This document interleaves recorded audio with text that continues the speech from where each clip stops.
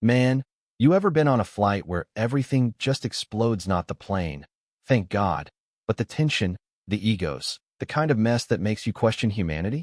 Picture this. I'm on a packed flight out of Chicago, settled into my first-class seat. 1A, minding my own business, sipping coffee, scrolling through emails about a board meeting I'm already late for. Then this woman, let's call her Linda Harper, storms up, all designer heels and attitude, grabs my shoulder like I'm some kid, and hisses, "Get your sorry self out of my seat, pal." Coffee's all over my lap, my phone sliding across the floor, and 200 passengers are suddenly glued to the drama like it's Netflix. I'm Jalen Carter, just a guy in a hoodie and jeans, trying to keep it low-key, but Linda's not having it. She plops into my seat, adjusts her fancy scarf, and smirks. Some folks don't know their place. The flight attendant, Emily, rushes over, all apologesto Linda. I hold up my boarding pass, clear as day, seat 1A, but Emily barely glances at it.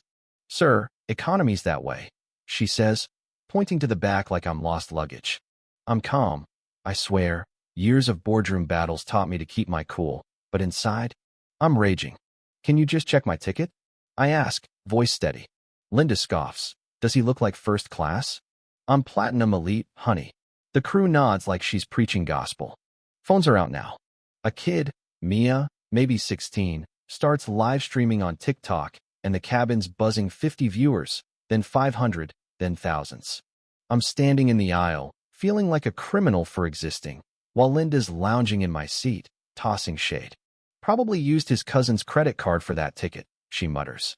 Emily and her boss, Mike, double down. "Sir, don't make this harder than it needs to be." "Harder? I'm just trying to sit where I paid to sit." Mia's stream hits 5,000, comments screaming, "Check his ticket, you cowards," but the crew's too busy playing gatekeeper to notice. I'm not just some guy, though. I pull out my phone, open an app most passengers never see, corporate dashboard, CEO access, my name in bold, Jalen Carter, Chief Executive Officer of this very airline.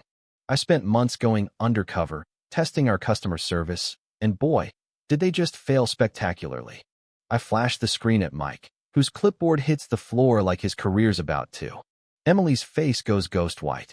Linda, still clueless, snaps, "What's he doing? Faking an app now?"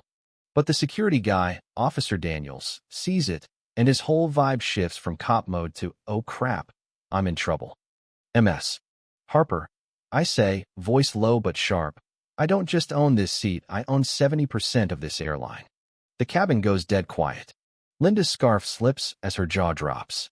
I dial legal, HR, media, all on speaker. "Patricia, prep a discrimination case."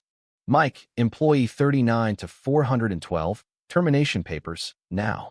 Mike's begging, "I got kids, sir," but I cut him off. "You threatened to cuff me for sitting in my seat." "Where's that in the handbook?" The TikTok streams at 100,000 now. Airline fail, trending like wildfire. Linda's given a choice. Public apology, 200 hours of community service, bias training, or I call her boss at some big shot ad agency and end her career. She picks option 1, tears streaming. "I didn't know." Didn't know? She meant every word when she told me to know my place. The crew's fate is sealed suspensions, demotions, mandatory retraining. I announced new rules on the spot. Body cams for staff, bias hotlines, $50 million to fix this mess. Passengers clap like I just landed the plane myself. 6 months later, the airline's transformed. Bias complaints? Down 90%. Emily's teaching anti-bias classes, raw and honest about her screw-up. Linda's a diversity trainer now, humbled, donating her fees to civil rights groups. Mia's viral video got her a journalism scholarship. Me? I'm back in 1A, same route, same hoodie, but the crew treats everyone like royalty now. This wasn't about revenge, it was about fixing a broken system. One moment of courage flipped an industry upside down. So what's your take? Ever seen someone judged unfairly because of how they look? Drop it in the comments. Share your story. Let's keep this fight for fairness alive. Hit that share button, because these stories aren't just drama theory, the spark for real change.